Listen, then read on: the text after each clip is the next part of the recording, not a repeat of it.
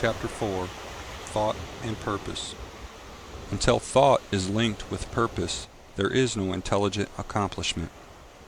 With the majority, the bark of thought is allowed to drift upon the ocean of life. Aimlessness is a vice, and such drifting must not continue for him who would steer clear of catastrophe and destruction. They who have no central purpose in their life fall an easy prey to petty worries, fears, troubles, and self-pityings, all of which are indications of weakness, which lead, just as surely as deliberately planned sins, though by a different route, to failure, unhappiness, and loss. For weakness cannot persist in a power-evolving universe. A man should conceive of a legitimate purpose in his heart and set out to accomplish it. He should make this purpose the centralizing point of his thoughts. It may take the form of a spiritual ideal, or it may be a worldly object, according to his nature at the time being. But whichever it is, he should steadily focus his thought forces upon the object which he has set before him.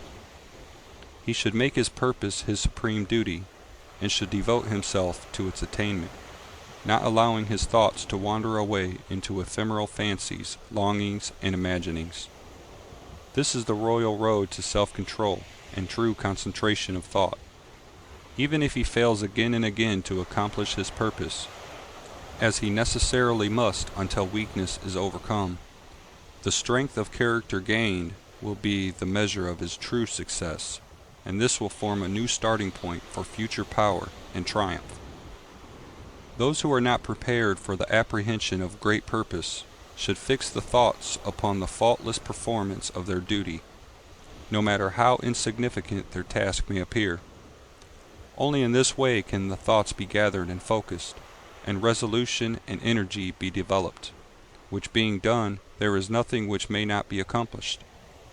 The weakest soul, knowing its own weakness, and believing this truth, that strength can only be developed by effort and practice, will at once begin to exert itself, and adding effort to effort, patience to patience, and strength to strength, will never cease to develop, and will at last grow divinely strong.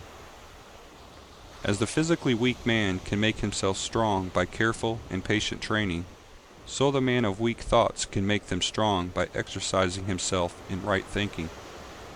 To put away aimlessness and weakness, and to begin to think with purpose, is to enter the ranks of those strong ones who only recognize failure as one of the pathways to attainment, who make all conditions serve them, and who think strongly, attempt fearlessly, and accomplish masterfully. Having conceived of his purpose, a man should mentally mark out a straight pathway to his achievement, looking neither to the right nor the left. Doubts and fears should be rigorously excluded. They are disintegrating elements which break up the straight line of effort, rendering it crooked, ineffectual, useless. Thoughts of doubt and fear never accomplish anything, and never can. They always lead to failure.